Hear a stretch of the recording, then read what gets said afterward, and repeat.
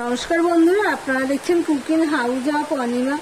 দেখতেই পাচ্ছ এখানে লাউ পাতা নিয়ে নিয়েছি। এই লাউ পাতার একটা দুর্দান্ত সাথে রেসিপি তোমাদের সাথে শেয়ার করব। লাউ পাতাগুলো আমি মোটামুটিভাবে ধুয়ে নিয়েছি, তবে এগুলো আমি এবারে কেটে নেব। এগুলো সব গুছিয়ে নিচ্ছি, মেরে দিয়েছিলাম জল ঝরানোর জন্য। ভিডিওটি স্কিপ করো না, তাহলে বুঝতে পারবে না আমি কিভাবে লাউ পাতাটা রান্না করব।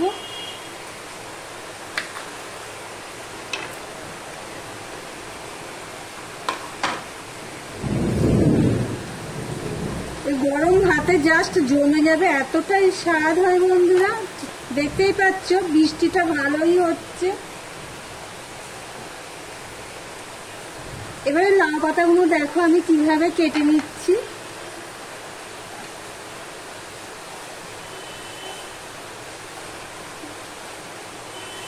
এইভাবে আমি কেটে নিলাম। দেখো কড়াই বসিয়ে দিয়েছি, কড়াইটা গরম হয়ে গেলে দিয়ে দিলাম তেল। সাদা তেলেই দিয়ে দিয়েছি। আর এখানে দেখো আমি কেটে নিয়েছি, একটা রসুনকে ছাড়িয়ে নিয়েছি, একটা পেঁয়াজকে আমি 4 ফালি করে ছাড়িয়ে নিয়েছি, আর 4টে কাঁচা লঙ্কা আমি এইভাবে ভেঙে নিয়েছি। সবার প্রথমে আমি রসুনটা দিয়ে দেবো। এই পর্যন্ত যারা ভিডিওটি দেখছো লাইক দিয়ে কন্টিনিউ করো।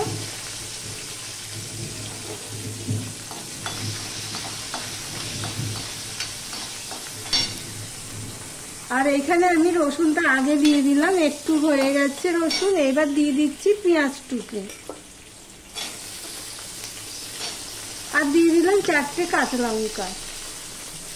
এগুলো আমি ভালো করে ভেজে নেব। বন্ধুরা ভাজা হয়ে গেলে এটা আমি তুলে নিচ্ছি। আমার ভিডিওটি যারা দেখছো লাইক দিতে ভুলে গেছো, তাদেরকে বলছি লাইকটা করে দিও প্লিজ বন্ধুরা। দেখো পেঁয়াজটা ঠিক এরকম, রসুনটা এভাবে ভেজে নিয়েছি। এবারে দেখো আমি লাউ শাকটাকে আমি আরেকবার ধুয়ে নিয়েছি, দিয়ে এই লাউ শাকটা আমি মজিয়ে নেব। যা তেল আছে এই তেলেই আমি মজিয়ে নেব।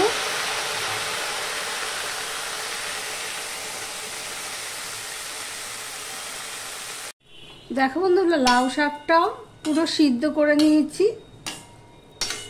এবার গ্যাসটা অফ করে দিলাম, দিয়ে যেই পাত্রে আমি পেঁয়াজ রসুন ভাজা নিয়েছি সেই পাত্রে আমি এটা নিয়ে নিচ্ছি। একটু জল রয়েছে, আমি জল সমেতেই নিয়ে নেব। নিয়ে ঠান্ডা করে নেব। ঠান্ডা করে নিয়ে আমি এটা বেটে নেব। তোমরা চাইলে এটা শিল পাতাতে বাটতে পারো, আমি মিক্সিতে বেটে নেব। এই দুটো একসাথেই বেটে নেব, তারপর ফিরে আসছি। এতক্ষণ তো বুঝতেই পেরে যাচ্ছ, হ্যাঁ লাউ পাতা বাটা আমি রেসিপি করছি। এটা ঠান্ডা হয়ে গেছে। এবার তার জন্য দেখো আমি মিক্সিং জার একটা নিয়ে নিয়েছি।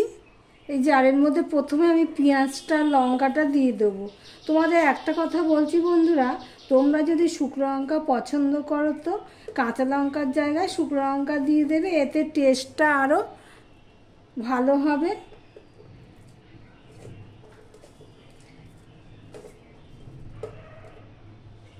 পুরো ঠান্ডা হয়ে যাওয়ার পরে আমি এটা দিয়ে দিচ্ছি।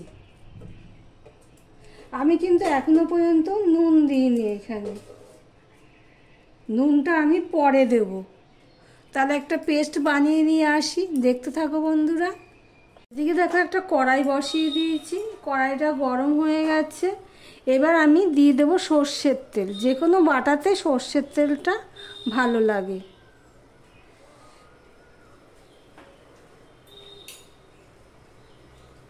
তেলটা হয়ে গেছে, এবার দিয়ে দিচ্ছি কালো জিরে। 1/2 চামচের মতন আমি কালো জিরে দিয়ে দিলাম।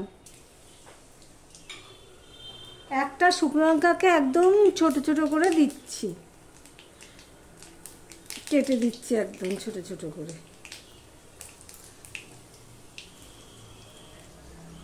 দিয়ে দিলাম একটুখানি নুন।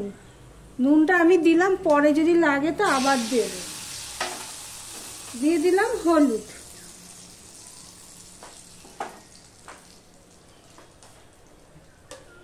এবারে দেখো আমি যে পেস্ট করে রেখেছি সেটা আমি দিয়ে দেবো। একটু জল দিতে হয়েছে পেস্ট করতে গিয়ে, না হলে তো মিক্সিতে ঘুরবে না, সেই জন্য জলটা দিতে হয়েছে।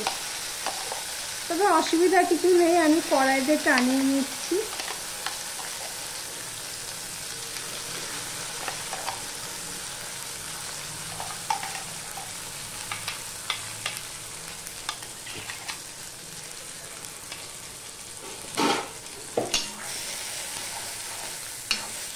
দেখো তেলের সাথে সব মিশিয়ে নিচ্ছি, খুব টেস্ট হয় খেতে।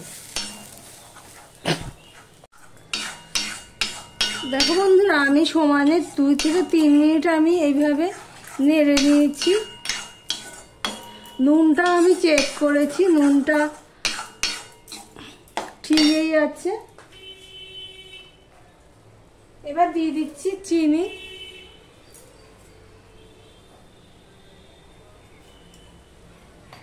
এক চামচের মতন আমি চিনি দিয়ে দিচ্ছি, তো ছোট চামচ দিয়ে সম্পূর্ণটা আমি মিশিয়ে নিলাম। নিয়ে সমানে নাড়তে থাকবো। এটা পুরো জলটা আমি একদম শুকিয়ে নেব, ততক্ষণ পর্যন্তই আমি ঘাঁটতে থাকবো।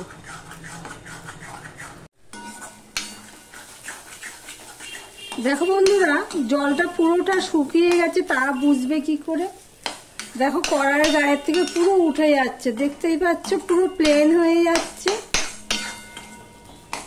এবার এই অবস্থায় আমি দিয়ে দিচ্ছি 1 চামচের মতন কাঁচা সর্ষের তেল। যে কোনো বাটা বা ভর্তাতে কি হয়, একটুখানি সর্ষের তেল দিলে, কাঁচা সর্ষের তেল দিলে খেতে ভালোই লাগে। আমি কিন্তু গ্যাসটা অফ করে দিয়ে দিলাম। এবার সর্ষের তেলটা দেখো গরম কড়াইতে আমি ভালো করে মাখিয়ে নিয়েছি।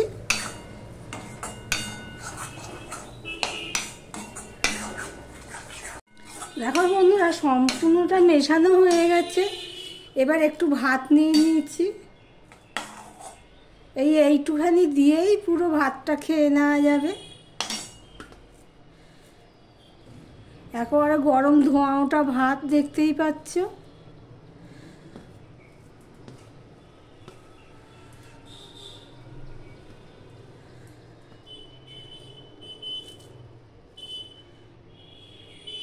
তাহলে ভিডিওটি আজকের মতন এখানেই শেষ করলাম। আবার অন্য কোনো রেসিপি নিয়ে চলে আসবো, সঙ্গে থেকো বন্ধুরা। আর আমার এই লাউ পাতা বাটাটি তোমাদের কেমন লাগলো কমেন্ট করে জানাতে ভুলো না বন্ধুরা। তাহলে আজকে এখানেই শেষ, আবার অন্য কোনো রেসিপি নিয়ে চলে আসবো।